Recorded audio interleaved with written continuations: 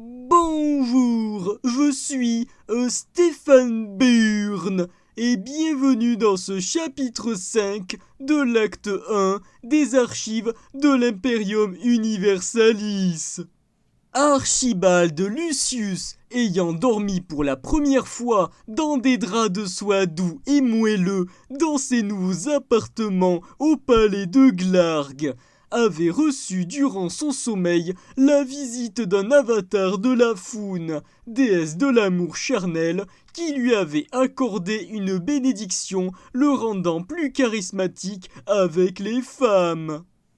Si bien que lorsqu'il s'était réveillé au matin, au moment d'enfiler son caleçon, ce dernier avait pris spontanément feu. Il était parvenu néanmoins à l'éteindre et, y voyant là un signe, avait décidé d'initier une petite session de galipette avec le consentement de Julie Bright. Cependant, la jeune femme avait eu l'ascendant cette fois-ci, le raton laveur voyant ses ardeurs vite éteintes.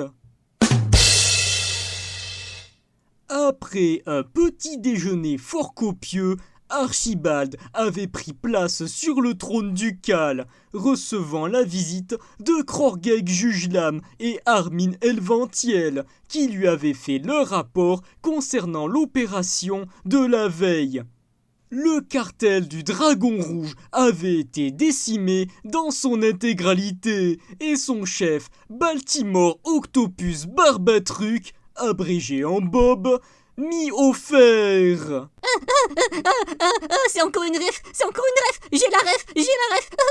Putain, ferme ta gueule, Bobby. Si tu fais encore une seule fois référence à la concurrence, tu passeras un seul quart d'heure. Oui, pardon, mes excuses.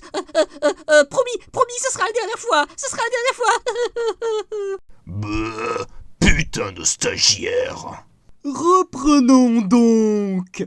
Après cela, Archibald avait accepté de recevoir Mev Astorius et Méliane Berzarion, respectivement chefs des cultes de Tzeentch et de Cornetto. Malgré l'arrogance de Mev et la vindicte de Méliane, Archibald avait usé de son verbe pour les convaincre de tenir en laisse leurs fidèles et ne pas semer la pagaille en ville. Ensuite, Archibald avait reçu le mage de la cour Saroulmal sur le périphle blanc, magicien de renom, plus puissant des Istarés et bien porté sur la binouse.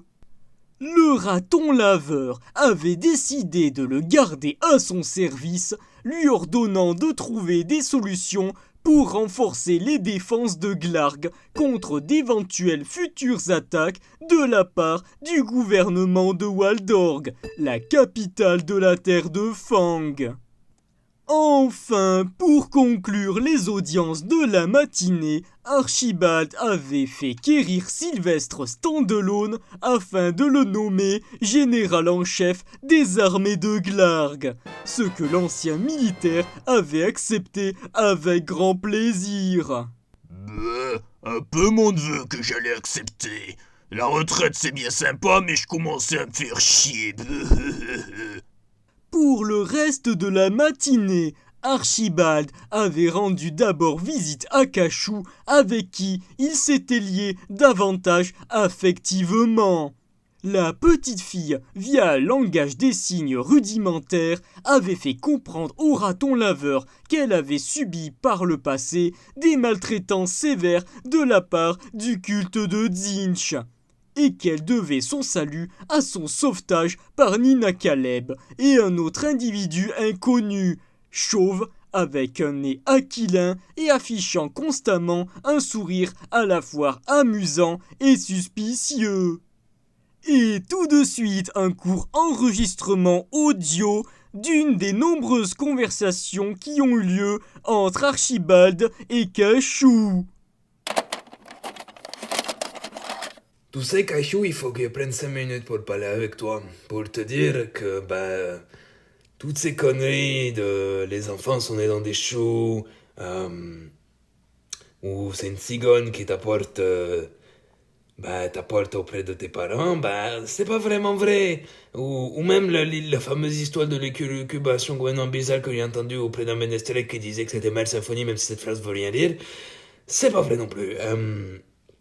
En fait, si tu veux, quand deux personnes s'aiment beaucoup, comme dirait l'expression du ménestrel Jean-Marie Bourgoul, era. En fait, si tu veux, papa, il va très fort dans maman comme un barbare un peu éméché dans une taverne. Il rentre très fort dans tout ce qu'il trouve. Et en fait, 9 mois plus tard, tout né. Voilà. Par la suite, Archibald avait quitté le palais et était retourné à la mouette boiteuse pour discuter à nouveau avec Cassim et ses collègues pour mettre au clair certains points dont la destruction prochaine et totale de la guilde des voleurs/assassins. Rentrant au palais pour y prendre un repas fastueux, Archibald avait décidé de totalement casser les codes en invitant les serviteurs à manger à table. Nommant au passage Julie comme nouvelle chambellan, cette dernière avait pris l'initiative de fonder le Cœur au Ventre, une association de dépôt rassemblant les restes de nourriture afin de les distribuer aux plus pauvres. Après le repas, étaient arrivés au palais les bourgmestres des villages avoisinant Glarg, qui s'étaient vus proposer de se placer sous la protection du trône ducal, ce qu'ils avaient accepté avec enthousiasme. Ainsi venait d'être fondé le tout nouveau Grand-Duché de Glarg, voué à concurrencer et détrôner le gouvernement de Waldorg. Plus tard dans l'après-midi, tandis qu'Archibald en profitait pour se détendre dans l'un des jardins balconniers du 2e étage du palais, il avait reçu la visite impromptue de Nina Caleb. Le raton laveur avait manqué presque sombrer dans la folie en voyant cette dernière croquant un cœur humain à pleines dents. Ce dernier ayant appartenu à l'individu qui avait renseigné Cassim concernant le lien entre Nina et Cachou. Pour autant, le ménestrel et la shinobi s'étaient réconciliés, cette dernière acceptant de travailler pour Archibald en échange du gîte et du couvert total pour sa petite protégée.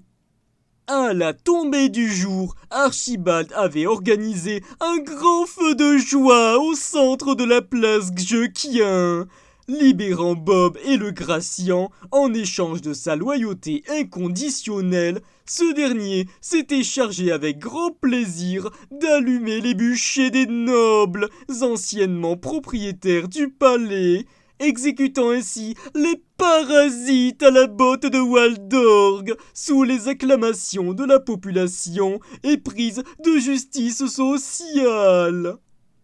Ainsi se conclut ce 5e chapitre de l'acte 1 des archives de l'Imperium Universalis.